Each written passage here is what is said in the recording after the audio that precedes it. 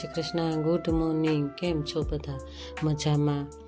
તમે મજામાં જશો, હું પણ મજામાં. મારો પરિવાર, મારા સગા સંબંધી બધા જ મજામાં છે. અમે વ્યસ્ત છીએ, સ્વસ્થ છીએ અને મસ્ત છીએ. તમે પણ વ્યસ્ત હશો, સ્વસ્થ હશો અને મસ્ત હશો. આવો ત્યારે નવા બ્લોગની શરૂઆત કરતાની સાથે જ હું તમને કહી દઉં, નવા છો તો સબસ્ક્રાઈબ કરીને જાજો અને મારા વિડીયો ગમે તો લાઇક શેર સબસ્ક્રાઈબ કરજો અને મને આગળ વધારવામાં મારો પૂરેપૂરો સપોર્ટ કરજો. મારા પૂરેપૂરા વિડીયા જોઈ અને પૂરેપૂરો લાભ લેજો અને આનંદ લેજો. કાંઈ પણ થતું હોય, ભૂલ થતી હોય તો મને કમેન્ટમાં જરૂર ને જરૂર કહેજો.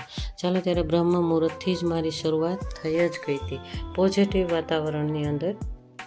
બ્રહ્મ મુહૂર્તથી પ્રભુ પિતાને યાદ કર્યા, નિત્ય નિયમ પ્રમાણે દીવાબત્તી માતાજીને પણ કર્યા અને ધ્યાન યોગ કરી અને ઉપર હું આવી ગઈ છું. લગભગ 7 વાગી ગયા છે અત્યારે અને હું ઉપર આવી ગઈ. અગાસી ઉપર વોકિંગ કરું છું અને એક્સરસાઇઝ પણ કરું છું. એક્સરસાઇઝ ખુલ્લા વાતાવરણમાં કરવાથી એટલી હેલ્થ આપણી સારી રહે છે, એટલા માટે હું લગભગ ઉપર આવતી જ રહું છું. ક્યારેક જ અંધારામાં કરતી હોઉં ને, જ્યારે બ્રહ્મ મુહૂર્ત તો રોજે જ હું ઉઠતી હોઉં છું, પણ ક્યારેક એવું અંધારું હોય ને ત્યારે એમ થાય કે ચાલો ત્યારે 7 વાગે જઈશ ત્યારે હું વોકિંગ કરી લઈશ. આજે એવો જ વિચાર આવ્યો કંઈ આજે બહાર જવાનું છે, એટલા માટે હું વોકિંગ કરવા ઉપર આવી ગઈ અને થોડું ઘણું કામ લીપટાવાનું હતું, એટલા માટે મેં જલ્દી મારું કાર્ય શરૂ કર્યું. અને બ્રહ્મ મુહૂર્તથી દીવાબત્તી માતાજીને કર્યા એ મેં શૂટ કર્યું જ નથી. આજે બહાર જવાનું હતું એટલે બિલકુલ ટાઈમ નહોતો. ટાઈમને પણ અનુકૂળ રાખીને પણ ચાલવાનું હોય તો પણ હું 1-1.5 કલાક મારા માટે નિત્ય નિયમ પ્રમાણે એક્સરસાઇઝ વ્યાયામ બધું કરી જ લઉં. અને તમને કદાચ અવાજ આવતો હશે બહારનો, હે ને, કારણ કે રોડ ઉપર વાહનો ચાલતા હોય છે. અમારે લગભગ અવાજ ઘણો બધો આવતો હોય છે. રાત્રે જ ઓછો આવતો હોય, બાકી તો આવતો જ હોય છે. એટલે થોડુંક ચલાવી લેજો. અને રીંગણીના રોપડાને પણ પાણી આપી દઈએ. પાણી ઘણું બધું આવ્યું હતું એટલે બધું જ કામ પહેલાં લીપટાવી દીધું. બહારનું કામ ઘણું બધું બહારનું કામ એવું હોય કે બહારનું પહેલાં જ કરી નાખવાનું હોય. આજે પાણીનો વારો હતો એટલે પાણી આવ્યું હતું એટલે જો ટાંકો પણ સાફ, બહારથી ધૂળ હતી એટલે કરી જ નાખ્યું. ઢાંકણું પણ ધોઈ નાખ્યું. ઝાડને પાણી આપી દીધું. ફૂલછોડ ઉપર રીંગણીના રોપડાઓને આપી દીધું. અને ટાંકામાંથી જ અમે સરસ મજાનું સ્વસ્થ એવું ટબ લઈ અને ઉપર ટાંકામાંથી જ પાણી લઈને ડોલ ભરી નાખ્યું. કામ બધું આપણે વ્યવસ્થિત રીતે થઈ જાય ને તો એવી મજા આવે. અને જાવું છે બહાર જાવું છે તો પણ પૂરેપૂરું કામ કરી નાખીએ ભાઈ, કારણ કે પછી વધી જતું હોય તો પણ વધી જ જશે કામ તો, કારણ કે ધૂળ, માટી અને પાંદડા ખૂબ જ અમારે આવતા જ હોય છે. અને બહાર ક્યાં જવાની છું, કઈ જગ્યાએ જવાની છું, કોની સાથે રહેવાની છું આખો દિવસ, એ હું તમને આગળ બતાવીશ. તમે મારા વિડીયોમાં બન્યા રહેજો. મારો પૂરેપૂરો વિડીયો તમે જોજો. હું કઈ રીતે, કઈ જગ્યાએ, કોની સાથે જાઉં છું એ તમને હું આગળ બતાવીશ. આવો ત્યારે જો રીંગણીને પણ સરસ મજાનું પાણી તો મેં પહેલાં જ આપી દીધું હતું, પણ છતાં પણ પાંદડા સેજ કૂકડું વળી ગયા હતા, એ પણ થોડા સાફ કર્યા. અને પાંદડા પણ એકદમ ઝાપટીને ધોઈ નાખ્યા. ધોઈ જ નાખીએ ને તો પાંદડા એટલા ખીલતા હોય. સામે તમે અગાસી ઉપર જોયું હતું ને કેટલો કચરો ખરે છે અમારે. જો પાંદડા, આંગણાના પાંદડા એટલા બધા ખરતા હોય છે અને અગાસી ઉપર પણ એટલું જ હોય છે. જેટલું આંગણામાં હોય એટલું જ અગાસી ઉપર હોય છે. તો આ પણ આપણે જ કરવાનું હોય છે. ક્યારેક અંદરથી જીવ મૂંઝાતું હોય ને ત્યારે બહાર નીકળી જ જવું જોઈએ. હું તો એવું માનું છું કે અંદરથી થોડું જીવ મૂંઝાય છે તો આપણે બહાર નીકળી જ જવું જોઈએ. એવું પણ અમને ફીલ. હા, અને આપણે ભલે એવું નથી કે લોહીના સંબંધ હોય તો જ સંબંધ રાખી શકાય, એવું કંઈ જ નથી. અને લોહીના સંબંધ તો ઘાટા હોય જ છે, પણ એનાથી નહીં વિશેષ એટલું બધું ઘાટ સંબંધ થઈ જાય. જો અમે જે જગ્યાએ જવાના છીએ ને એ જગ્યાનું તમે માહોલ જોજો. આગળ કોની સાથે જઈએ છીએ, કઈ રીતે, એ તમને હું આગળ કહેતી રહીશ. જો કપડાં પણ એટલા બધા ભેગા થઈ ગયા હતા. જો કેટલો કચરો છે. જો પાણી આવ્યું હતું ને એટલે બધું અમે સફાઈ પહેલાં કરી નાખી. થોડો ટાઈમ એટલો બધો કાઢ્યો ને અમે કે ભાઈ ચાલો પહેલાં તો આ કામ આંગણાનું લીપટાવી દઈએ, પછી આપણે ક્યાંક બહાર જઈએ. જવા માટે પણ ટાઈમ થોડોક કાઢવો પડે હે ને. જવા માટે ઘરના કામ બધા પતાવીને જવું પડે, નહીંતર આ ડબલ વધી જાય બીજા દિવસે. કપડાં મેં ધોઈ નાખ્યા મસ્ત એવા સરસ મજાના. આંગણું પણ સાફ. મારા હસબન્ડ કે ચાલ હું તને મદદ કરાવું. મસ્ત એવું આંગણું સાફ કર્યું, છતાં પણ ભરાઈ રહ્યું બધું, પાંદડા થઈ જાય. અને જો કપડાં કેવા સરસ મજાના ધોયા, છતાં જો પાંદડા તોય તે ખૈરા જ છે, જોયું ને તમે. છતાં પણ પાણીના ફુવારા મારીને ધૂળ એટલી લાદીમાંથી કાઢીને અમે બંને જણાએ કે જોઈ શકો છો તમે. જો ફૂલછોડને એટલા નવડાવ્યા ને તો ફૂલછોડ એટલા અમારી સાથે ખીલી ઉઠ્યા કાંઈ. અને બાજુમાં કામ ચાલુ છે એટલે ધૂળ બહુ જ આવતી હોય છે. ત્યાંથી ઉડીને ધૂળ આવે. જો કર્યું હોય ને તો તરત જ પાછું થઈ જાય એવું ને એવું, કારણ કે ધૂળ એટલી આવતી હોય. અને અમારે પણ પાંદડા ખરે, ઉપરથી પણ પાંદડા ખરતા હોય.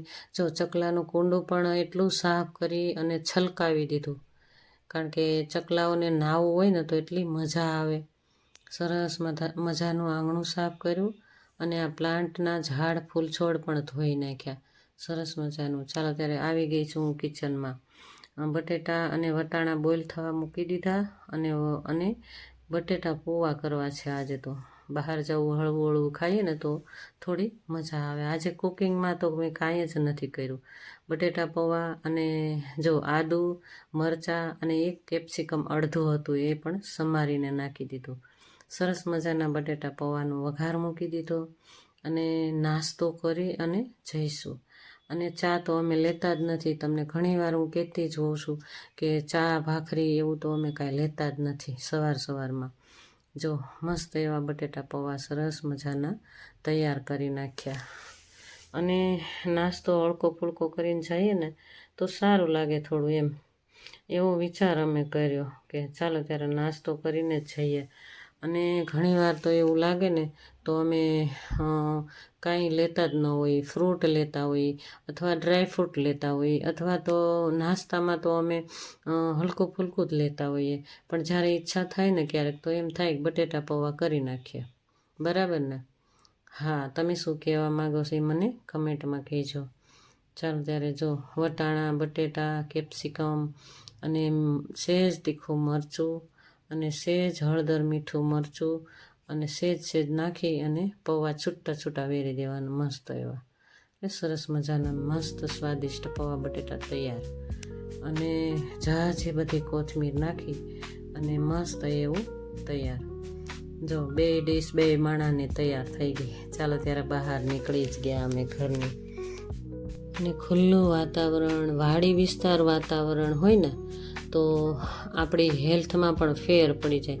કહેવાય છે ને પાણી બદલા ક્યારેક કરવા માટે વાડીઓમાં પણ જવું જોઈએ. ગુજરાતીમાં કહેવાય છે કે પાણી બદલો કરવો જોઈએ. ક્યાંક બહાર નીકળો ને તો પાણી આખરે અમે આવી ગયા બરવાળા ગામમાં આવ્યા અને ભાઈને ત્યાં રમેશભાઈ નાકરાણીના ઘરે. રમેશભાઈ નાકરાણી અમારે એવો સંબંધ છે, ભલે અમારે લોહીનો સંબંધ નથી પણ લોહીના સંબંધથી પણ વિશેષ ભાઈની જેમ જ. અમે 1 વર્ષ પહેલાં અમે સાથે ટૂરમાં જયેલા અને 1 મહિનો સાથે રહ્યા હતા, પણ છતાં પણ એવો જ સંબંધ અમે હજી જાળવેલો જ છે. ભલે અમે દૂર રહેતા હોઈએ પણ સંબંધ એટલો બધો ઘાટો અમારો છે કે સગા ભાઈની જેમ જ અમારો સંબંધ છે. જો ભાઈનું ઘર કેટલું મસ્ત છે, સરસ મજાના બહાર પણ મસ્ત, બહારના ભાગમાં પોટ પ્લાન્ટથી મસ્ત એવું સજી ધજીને ભાઈનું ઘર કેટલું મસ્ત છે. જો ફળિયામાં ગાર્ડન પણ એટલું મસ્ત હતું, જોયું ને તમે. હવે આવી ગયા ભાઈની વાડીએ. ભાઈ અને આ સુમિતાબેન નામ છે, પણ અમારે એટલું બધું એમ થઈ ગયું કે અમે પરિવારના સભ્યો હોય એવો અમારે સંબંધ 1 વર્ષથી જ સંબંધ છે. પણ લોહીના સંબંધથી પણ વધારે ઘાટો સંબંધ અમારો થઈ ગયેલો. અને અમે ફોન દ્વારા જ ફોનમાં જ વાત થતી હોય છે, ફોન દ્વારા, પણ છતાં પણ એટલો ને એટલો સંબંધ. કેટલા સમયથી કહેતા હતા કે તમે આવો. જો ભાઈના મોટા ભાઈ છે, એમનું મોટા ભાઈનું નેટ પ્લાન્ટ છે, આ નેટ હાઉસ પ્લાન્ટ કહેવાય છે, અને કાકડી છે, કાકડીનો જ પ્લાન્ટ કર્યો છે. મસ્ત એવું મોટું ખેતર છે ને, એમાં આખા ખેતરમાં મસ્ત એવું કાકડીનું પ્લાન્ટ, નેટ પ્લાન્ટ કર્યું છે. હે ને, નેટ હાઉસ કહેવાય ને, એ પ્લાન્ટ કર્યું છે ભાઈના મોટા ભાઈએ. તો ત્યાં પણ બાજુમાં જ હતું, એટલે મોટા ભાઈની વાડીએ પણ ગયા અને જોયું પ્લાન્ટ. તો લૂમે ને ઝૂમે કાકડી, એટલી સરસ મજાની કૂણી કાકડી ભરી હતી. તો અમે તો આ પહેલી જ વાર પ્લાન્ટ જોયો ને, તો અમે તો ખુશ થઈ ગયા.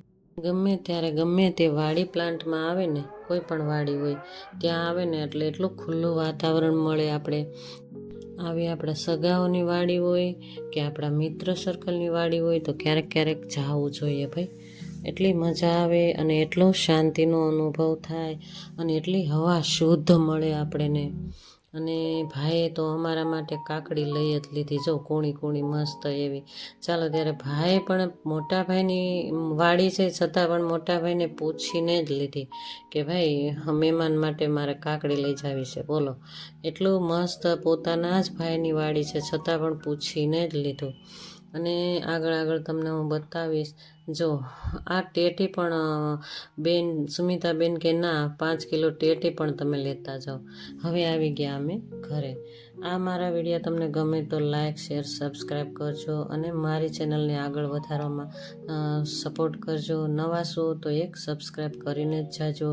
આવો ત્યારે પ્રભુ પિતાને ભોગ લગાવીને સુમિતાબેને મસ્ત એવી રસોઈ તૈયાર જ રાખી હતી. આવીને અમે ખાલી પૂરી બનાવી અને ભોગ પણ ભગવાનને લગાવી અને મસ્ત એવો ભોગ ભગવાનને લગાવ્યો.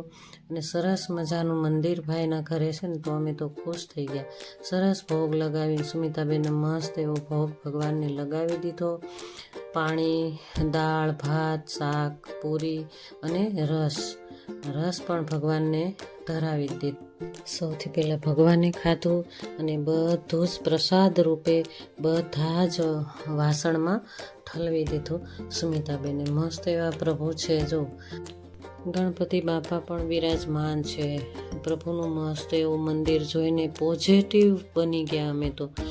આ ઘરે અમે આવ્યા એટલે અમને એટલા વાઇબ્રેશનથી ભરપૂર થઈ ગયા. અમે સરસ મજાની થાળીમાં પ્રસાદ નાખીને થાળી જમી અને અમે જમવા બધા સાથે જ બેસી ગયા. કુટુંબની જેમ જો સાથે બેસીને નીચે બેસીને જમીએ ને, તો એવું લાગે જ નહીં આપણે બહાર ગયા છીએ. હે ને, સગા જ ભાઈના ઘરે બેઠા હોય એવું અમને ફીલ થયું. ચાલો ત્યારે વાતોમાં હું કહેવાનું રહી જ ગયું. ચાલો ત્યારે બધા જમવા અને જય શ્રી કૃષ્ણ.